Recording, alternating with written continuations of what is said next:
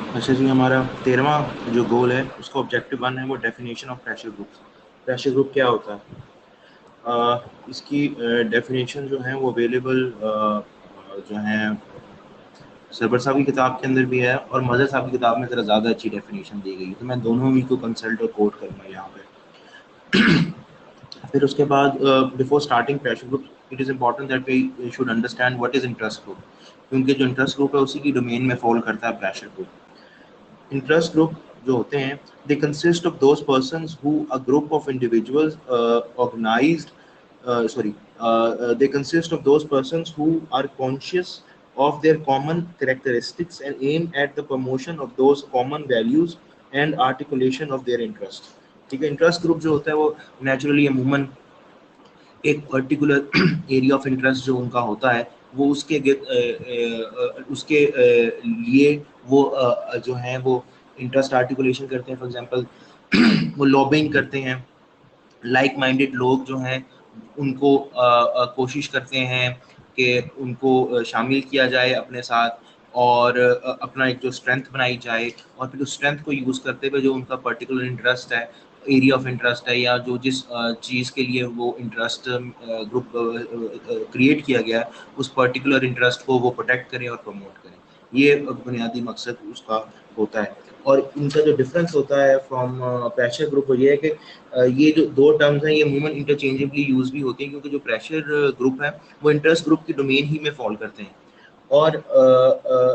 The difference between the interest and the pressure group is that of degree not of kind. मतलब एक बात ये कि intensity का फर्क है दोनों के अंदर। The former lays emphasis on the interest और कॉज। ठीक है, जो इंटरेस्ट ग्रुप है वो अपना जो भी पर्टिकुलर इंटरेस्ट है उस और कॉज जिसको वो सपोर्ट कर रहे हैं वो उसके ऊपर जो है स्ट्रेस ले करता है। ऑन दी अदर हैंड जो प्रेशर ग्रुप है वह लेटा ऑन प्रेशर और इन्फ्लुएंस। वो जो है वो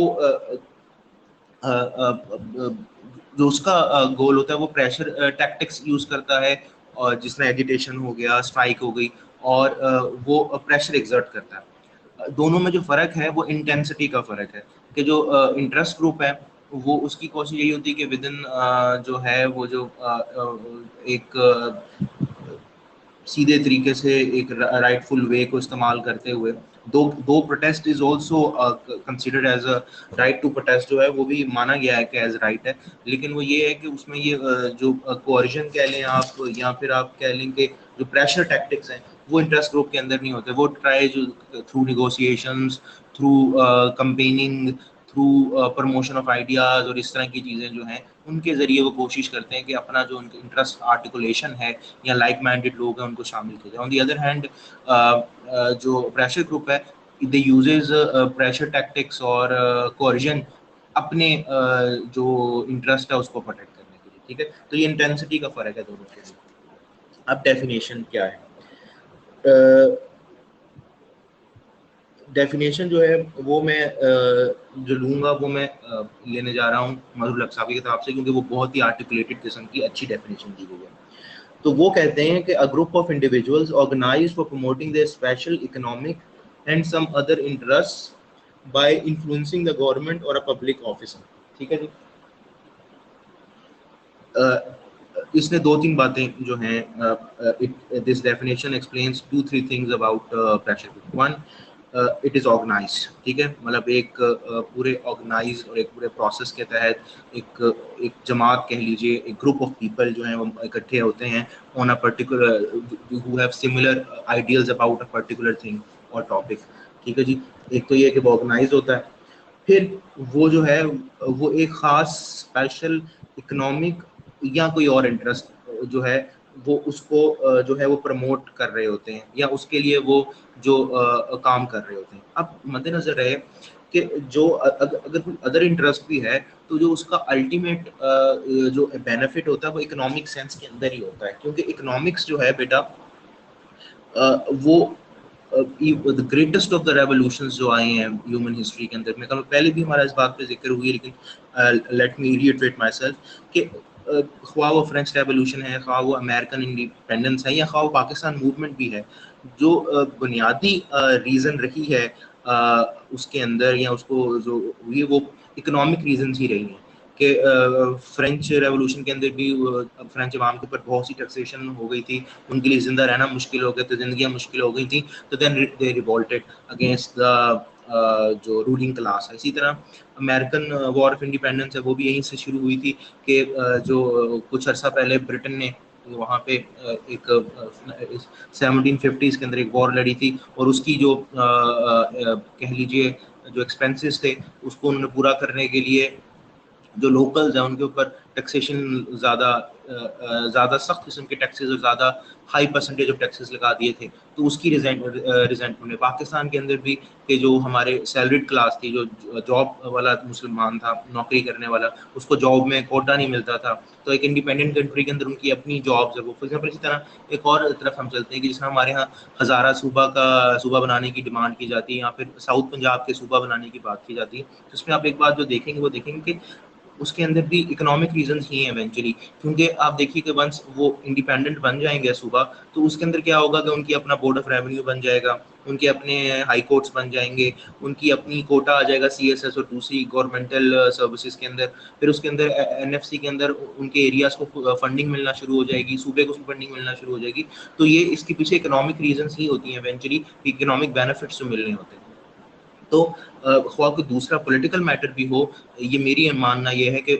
सम पोर्शन ऑफ इट या some reason for backing that particular idea या इंटरेस्ट जो है वो इकोनॉमिक रीजंस भी उसमें बड़ा एक बुनियादी किरदार जो है वो अदा करती है। फिर उसके बाद this other interest influencing the government और public officer, again it depends on the interest that you are promoting और using to trying to achieve. क्योंकि होता ही है कि अगर वो गवर्नमेंट लेवल का काम है, इंटरेस्ट है कि गवर्नमेंट उसको डायरेक्टली निगोशिएट करती है, गवर्नमेंट ने आपको वो इंटरेस्ट के मुतालिक जो भी आपकी रिक्वायरमेंट्स है उनको पूरा करना, तो गवर्नमेंट से करेंगे। इन केस वो किसी लोकल लेवल पे एक छोटे लेवल के ऊपर एक काम है, तो फिर जो जो कंसर्न पब्लिक ऑफिसर है वो उसको पूरा कर देगा। तो ये जो चीज़ें हैं ये it depends on the on the nature of the interest, ठीक है जी। फिर उसके अलावा what are the weapons on their disposal, जो जो हम जो प्रेशर ग्रुप्स यूज करते हैं in order to assert themselves, in order to exert pressure on the government और द पब्लिक ऑफिसर, वो क्या कर सकते हैं जनाब आला। एक तो ये एजुटेशन, एहतजाज करें। दूसरा परसुएजन, कंटिन्यूसली जो जो भी कंसर्न गवर्नमेंट कह लें या फिर आपकी जो क्या नाम है वो कोई पॉलिटिकल जो पब्लिक ऑफिसर है, कि उसको परसुएट किया जाए, उसको कंटिन्यूसली उसको कहा जाए हर प्लेटफॉर्म को, जो भी कंसर्न प्लेटफॉर्म आप इस्तेमाल कर सकते हैं उसके ज़रिए कि भाई काइंडली हमारा जो मसला है उसको हल करें। फिर उसके बाद पॉलिटिकल स्नाइपिंग, ये पॉलिटिकल स्नाइपिंग जो है ये एक पॉलिटिकल टैक्टिक है। इसमें क्या होता है कि वो जो किसी भी अपोजिंग ग्रुप का जो होता है एक पर्टिकुलर कोई बंदा जो है आप उसको पिन पॉइंट कर लेते हैं और फिर आप उसको क्रिटिसाइज करते हैं कंटिन्यूसली, और इससे क्या होता है कि वो जो प्रोसेस है वो सोर्स में इसकी डेफिनेशन दी है कि political tactic in which the most fervent और extremist member of a politically motivated group are singled out in a debate in order to establish unfavorable contrast within said group। मतलब बाहर चीजें होती है जो they become the face of the एक movement होती है ना, या एक political party for that matter. मतलब नवाज शरीफ साहब हैं, जमात का नाम PMLN है, नवाज। इसी तरह पीपल्स पार्टी है तो उनके लिए वो जरदारी साहब was not the face of Peoples Party, Bhuttos have been the face of it, लेकिन नेचुरली आप कह लेंगे वो उनकी एक्लीज हील उनको बन गई, वो बेनजीर भुट्टो साहब के शौहर थे, तो उनकी जो दोनों हुकूमतें उसके अंदर उनके ऊपर करप्शन के इल्जामात, और फिर अब भी जो क्रिटिसिज्म आता है ऑन द गवर्नमेंट, वो उसमें जो एक मेजर चंक है वो जरदारी साहब की वजह से। तो इसी तरह वो पॉलिटिकल स्नाइपिंग से मुराद है कि आप उस एक पर्टिकुलर बंदे को कर लेते हैं, पिन पॉइंट कर लेते हैं, और आप इस तरह पीपल्स पीटीआई है, पीटीआई की जो है उसमें जो एक ही सेंट्रल फिगर है वो इमरान खान है, तो जो भी जिसने भी पीटीआई पे तनकीद करनी होती है वो इमरान खान पे तनकीद करता है। तो फिर वो यही है कि वो जो सेंट्रल फिगर है, फिर होता क्या है कि उसकी वजह जब वो बाज़ दफ़ा इतनी सख्त किस्म की वो डिबेट होती है, इतनी सख्त किस्म का क्रिटिसिज्म होता है कि वो पार्टी के अपने अंदर उनके, फॉर एग्जाम्पल जहांगीर सिंह साहब की एग्जाम्पल आप सबके सामने है कि वो उससे पहले उनकी जो एक इनसाइडर ट्रेडिंग का एक केस था जिसकी बुनियाद पे वो डिक्लेयर भी हुए हैं, नाअहल हुए हैं, तो वो भी उसके अंदर भी यही हुआ कि उन्होंने उसको उनकी पार्टी के जनरल सेक्रेटरी थे, फाइनेंशियर थे बहुत बड़े पार्टी के, तो वंस उनको जब उन्होंने पिन पॉइंट कर लिया, करना शुरू कर दिया, तो उनकी पार्टी के अपने अंदर पोजीशन, फॉर एग्जांपल बहुत से अहम गुजरा ने उनका कैबिनेट की मीटिंग्स के अंदर बैठने पे एतराज़ किया, सिर्फ इसी वजह से एतराज़ किया कि जी ये जो है एक इनका जो करेक्टर है वो सही नहीं है और इनका कोई पास्ट में कोई रिकॉर्ड अच्छा नहीं है, तो इसको इस्तेमाल किया जाए, तो किया जाए। तो वो ये भी होता है कि एक प्रोसेस स्लो हो जाता है। दूसरा कि वो जो इम्पोर्टेंट पर्सनैलिटी होता है उसका पार्टी के अंदर जो पोजीशन है वो बहुत कमज़ोर हो जाती है। फिर उसके बाद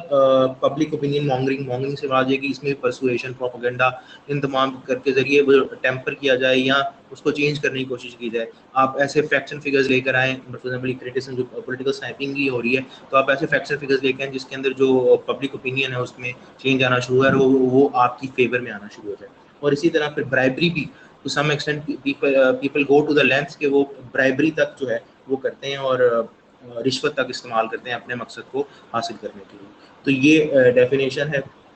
मैं आपके साथ यहाँ पे पेज नंबर भी इसका शेयर कर दूंगा, लेकिन मेरे नज़दीक जो सबसे अच्छी डेफिनेशन दी हुई और ये वही डेफिनेशन है जो मुझे शामी ने भी नोट्स, आप लोग शायद सब भी पढ़े हैं वो जो नोट्स हैं उसके अंदर भी यही डेफिनेशन दी गई। ठीक है जी,